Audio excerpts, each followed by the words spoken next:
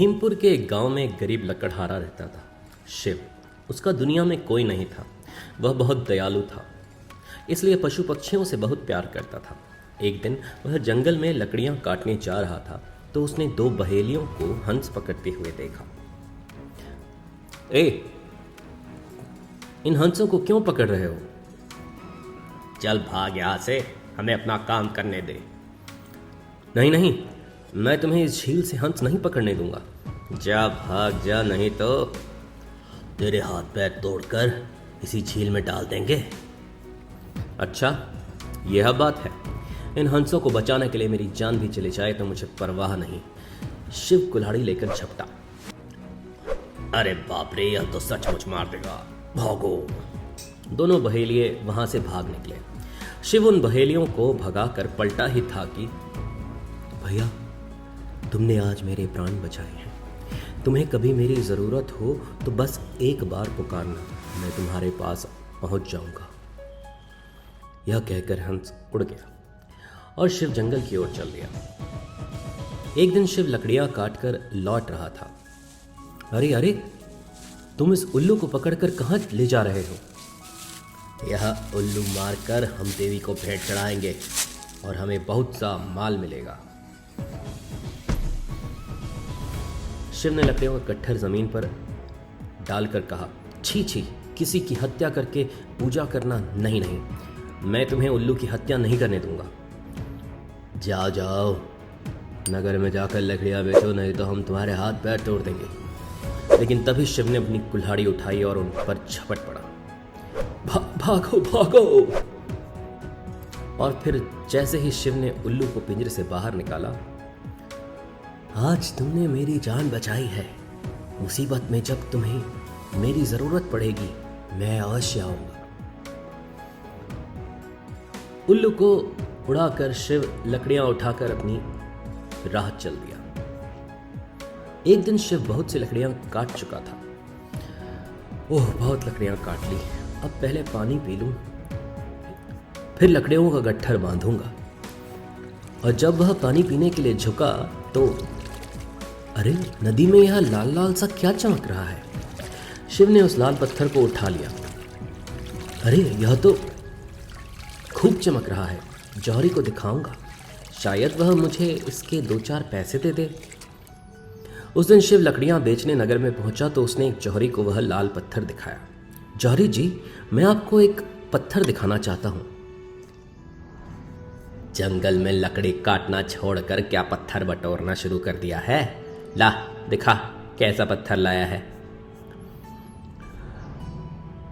जौहरी ने उस लाल पत्थर को देखा तो यह तो बहुत कीमती लाल है, इसे तराश कर राजा को दूंगा तो मुझे बहुत धन मिलेगा। है तो यह मामूली सा पत्थर ही, लेकिन तुम बेचना चाहो तो मैं तुम्हें 4 पैसे दे सकता हूं। ठीक है, आप 4 पैसे ही दे दीजिए। शिव उस लाल पत्थर को बेचकर खुशी खुशी चल दिया। दूसरे दिन जौहरी उस लाल को तराश कर राजा के पास ले गया। महाराज, आपके लिए एक अमूल्य लाल लाया हूं। जौहरी जी, हम भी देखें आप कैसा अमूल्य लाल लाए हैं, जिसे दिखाने से पहले ही आप उसकी इतनी तारीफ कर रहे हैं। राजा ने लाल को हाथ में लेकर देखा।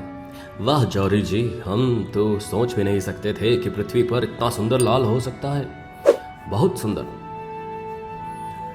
महाराज की कृपा है। सेवक तो हमेशा बढ़िया से बढ़िया रत्न खोज कर लाने की कोशिश करता है। राजा ने वह लाल रानी को दे दिया। रानी ने उस खूबसूरत लाल को देखकर कहा, सचमुच लाल तो बहुत सुंदर है, इसे हम अपने कर्णफूलों में लगाएंगे, लेकिन हमें ऐसा ही एक लाल और चाहिए। जौहरी जी, कर्णफूलों के लिए ऐसा ही एक लाल और ला कर दीजिए। अगर तुम नहीं लाए तो रानी जी नाराज हो जाएंगी। हे भगवान, इस लाल ने किस मुसीबत में फंसा दिया है। महाराज, यह तो मेरा अहोभाग्य है जो मुझे महारानी जी की सेवा का मौका मिल रहा है। मैं आज ही एक और लाल लेने अपने आदमी चारों ओर दौड़ा देता हूं। अगले दिन जब शिव लकड़ियों का गट्ठर लेकर जौहरी की दुकान के सामने से गुजरा तो, ओ शिव भैया, जरा सुनो तो, कल जो तुम लाल पत्थर दे गए थे, ऐसा ही एक लाल पत्थर और ला दो तो मैं तुम्हें स्वर्ण मुद्रा दूंगा। एक स्वर्ण मुद्रा? वाह, ठीक है, कल मैं आपके लिए एक और पत्थर ले आऊंगा। दूसरे दिन शिव जंगल की ओर जाते हुए सोच रहा था, ओह, स्वर्ण मुद्रा से मैं अपनी झोपड़ी बनाऊंगा, एक गाय खरीदूंगा। और सोचता हुआ शिव नदी में उसी स्थान पर पहुंच गया। मिल गया, वह रहा लाल पत्थर, कैसा चमक रहा है।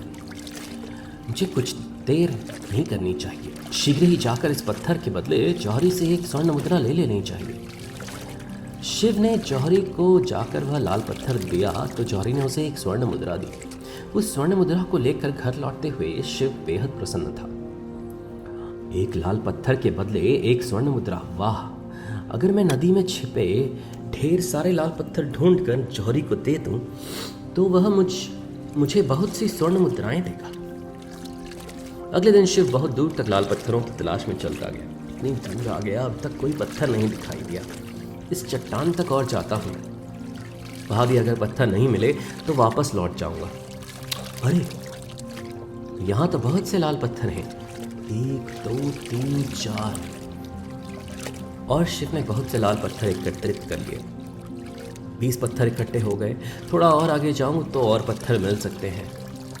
आगे चलने पर, ओह, इतने सारे पत्थर! अगर मुझे इन लाल पत्थरों की खान मिल जाए तो इस नगर का सबसे बड़ा सेठ बन सकता हूँ। शिव आगे बढ़ता चला गया।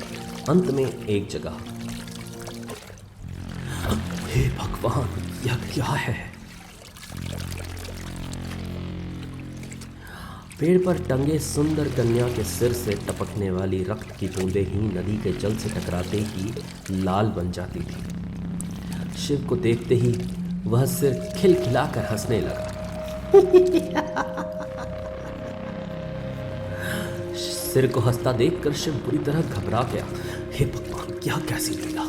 सुंदर लड़की का सिर कटा हुआ है और वह हंस रहा है। कहीं यहाँ कोई भूत प्रेत तो नहीं?